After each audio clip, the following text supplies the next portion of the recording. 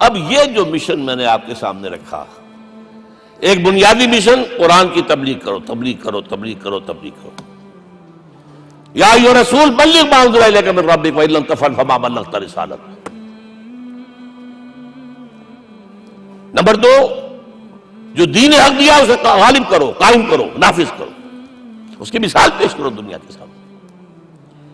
ان دونوں میں مدد درکار تھی محمد الرسول اللہ کو۔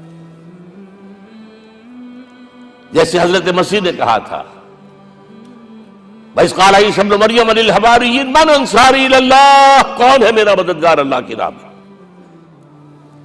جیسے کہ اللہ فرماتے ہیں سورہ حدید میں، بڑی پیاری آیت ہے، بڑی ریولوشنری آیت ہے، بلکہ میں لفظ استعمال، بڑی ننگی انقلابی آیت ہے قرآن مجید کی۔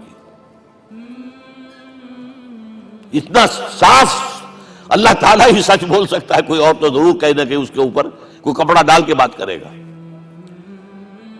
آیت نمبر 25 آف سورۃ الحدید، لقد ارسلنا رسلنا بالبینات، ہم نے اپنے رسولوں کو بھیجا واضح نشانیوں کے ساتھ، معجزات کے ساتھ۔ وانزلنا معهم الکتاب والمیزان، ان کے ساتھ کتاب اتاری، شریعت اتاری، میزان اتاری، نظام اتارا۔ لِيَقُومَ النَّاسُ بِالْقِسْطِ، تاکہ لوگ عدل پر قائم ہوں۔ اس لیے کتاب کیوں بھیجی، رسول کیوں بھیجے، نبی کیوں بھیجے، وحی کیوں بھیجی؟ تاکہ لوگ عدل پر قائم ہوں۔ یہ اس سے بڑی آیت کوئی ہوگی؟ عدل اجتماعی، سوشل جسٹس۔ اب اگلا ٹکڑا پڑھیے، وَأَنزَلْنَا الْحَدِيدَ، ہم نے لوہا بھی اتارا ہے، فِيهِ بَأْسٌ شَدِيدٌ، اس سے اسلحہ بنتا ہے، جنگی قوت ہے۔ وَلِيَعْلَمَ اللَّهُ مَن يَنصُرُهُ وَرُسُلَهُ بِالْغَیبِ، اور اللہ دیکھ لینا چاہتا ہے کون ہے اس کے وفادار بندے جو لوہے کی طاقت کو ہاتھ میں لے کر اللہ اور اس کے رسول کی مدد کرتے ہیں۔ دین اللہ کا، اسے قائم کرنا اللہ کی مدد ہے، اسے قائم کرنا محمد کا فرض ہے، اس کے جد و جہد کرنا محمد کی مدد ہے صلی اللہ علیہ وسلم۔ یہ تھی نصرت، اور یہ نصرت آپ کو معلوم ہے حضور کی زندگی میں صحابہ کرام نے کی ہے کہ نہیں کی؟ جو شخص ایمان لایا فوراً داعی بن گیا، فوراً۔ ابو بکر ایمان لائے، اور 6 جو ہیں عشرہ مبشرہ میں سے چوٹی کے صحابہ، وہ ان کی دعوت پر ایمان لائے۔ سعد ابن ابی وقاص، طلحہ، زبیر، عثمان، سعید ابن زید، یہ سب کون ہیں؟ حضرت ابو بکر کی دعوت پر۔ نوجوان ہیں، مصعب بن عمیر کو گھر سے نکال دیا چچا نے، اور برہنہ کر کے نکالا ہے کم وقت نے، اس لیے کہ باپ مر گیا تھا، بہت دولت چھوڑ گیا تھا، ماں نے بڑے ناز و نام میں پالا تھا۔ کہتے ہیں 200 درہم کا جوڑا اس کا بن کر آتا تھا شام سے، جیسے کبھی ہم کہتے تھے کہ پنڈت نہرو کے کپڑے جو ہے پیرس سے سل کر آتے ہیں، اور جہاں سے گزر جاتا تھا مصعب، اتنا اس نے لگایا ہوتا تھا عطر کے پوری گلی جو ہے وہ خوشبو سے جو ہے بھر جاتی تھی۔ چچا نے بلایا، تم جو یہ گلچھرے کر رہے ہو اپنے باپ کی دولت پر نہ، اور تم اسے کہتے ہو کافر، نکل جاؤ گھر سے۔ وہ چلنے لگے، he was a ten ager, چلنے لگے۔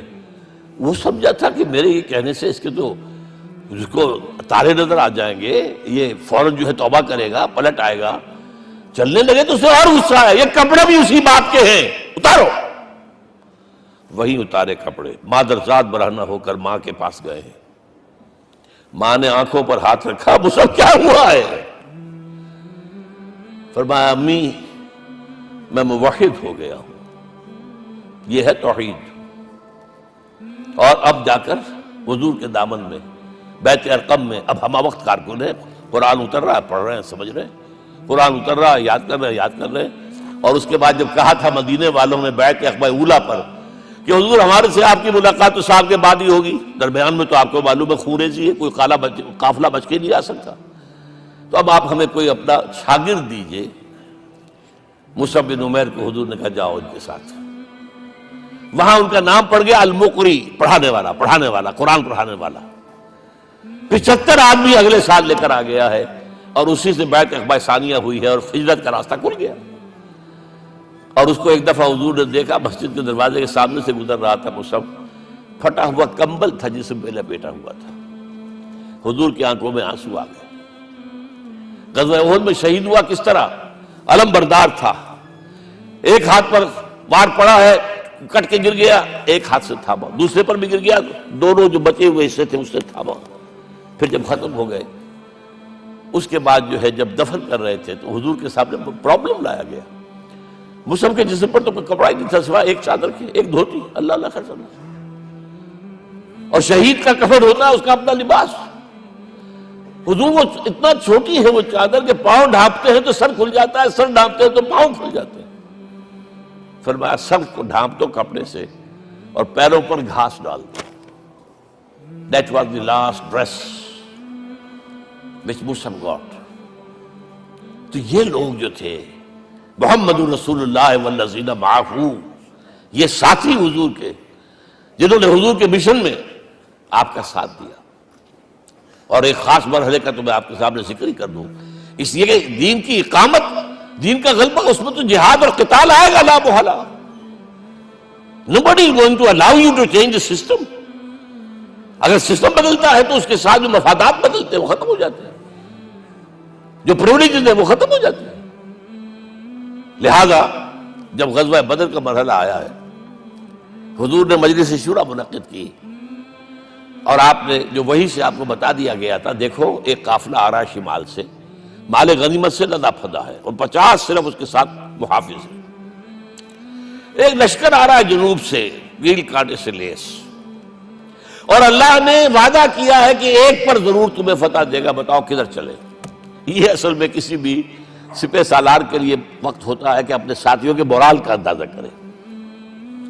کچھ ہوں گے ہم جیسے کمزور بھی، انہوں نے کہا کہ حضور پہلے قافلے کی طرف چلے، آسانی سے فتح بھی ہو جائے گی اور ہتھیار مل جائیں گے ہمیں، ہمارے پاس تو ہتھیار بھی نہیں ہے، گنتی کے لوگوں کے پاس تلواریں بھی نہیں سب کے پاس، تو 50 آدمیوں کے ہتھیار تو ملیں گے، پھر لشکر سے نپٹ لیں۔ اب حضور کہہ رہے ہیں اشیرونی اشیرونی اشیرونی۔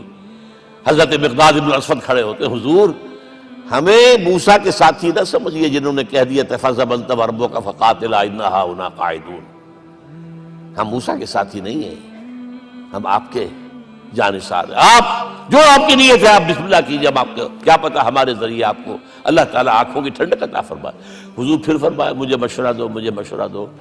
تب خیال آیا سعد ابن عبادہ رضی اللہ تعالیٰ عنہ کو، جو رئیس انصار تھے، ہو نہ ہو یہ ہماری طرف روئے سخن ہے، کیونکہ بیعت عقبہ ثانیہ جس کے نتیجے میں ہجرت ہوئی ہے اس میں طے یہ ہوا تھا کہ اگر یہ مکے والے مدینے پر حملہ آور ہوں گے آپ کو ختم کرنے کے لیے، ہم آپ کی حفاظت ایسے ہی کریں گے جیسے اپنے بیوی بچوں کی۔ اور ابھی مدینے پر حملہ ہوا نہیں ہے، حضور پری ایمپٹ کر رہے ہیں، باہر نکل کر مقابلہ کرنا چاہ رہے ہیں، تو گویا کہ انصار کور نہیں ہوتے اس کے اندر، اس لیے بار بار اشیرونی، مجھے مشورہ دو۔ اب سعد بن عبادہ کھڑے ہوتے ہیں، کأنک تعنینا یا رسول اللہ صلی اللہ علیہ وسلم، اے اللہ کے رسول شاید آپ کا روئے سخن ہماری جانب ہے، فإنا آمنا بک وصدقناک، ہم آپ پر ایمان لا چکے ہیں، ہم نے آپ کی تصدیق کی، اب ہمارے پاس چوائس کون سا ہے؟ اگر آپ آگے چلیں ہم پیچھے چلیں گے، اگر برق الغماد تک پہنچیں گے ہم اپنی اونٹنیوں کو دبلا کر دیں گے، یمن کا آخری شہر جو ہے برق الغماد، اور اگر آپ ساحل سمندر پر کھڑے ہو کر اپنی سواری سمندر میں ڈالیں گے ہم بھی ڈال دیں۔ بہرحال یہ مراحل ہیں کہ جن سے گزر کر حضور نے اللہ کے دین کو غالب کیا اور قائم کیا، اور اس ہر سطح پر، ہر مرحلے پر صحابہ کرام نے آپ کا ساتھ دیا، جہاں آپ کا پسینہ گرا وہاں انہوں نے اپنی خون کی ندیاں بہا دی۔ محمد رسول اللہ والذین معہ اشداء علی الکفار رحماء بینہم، یہ ہے در حقیقت عظمت محمد صلی اللہ علیہ وسلم۔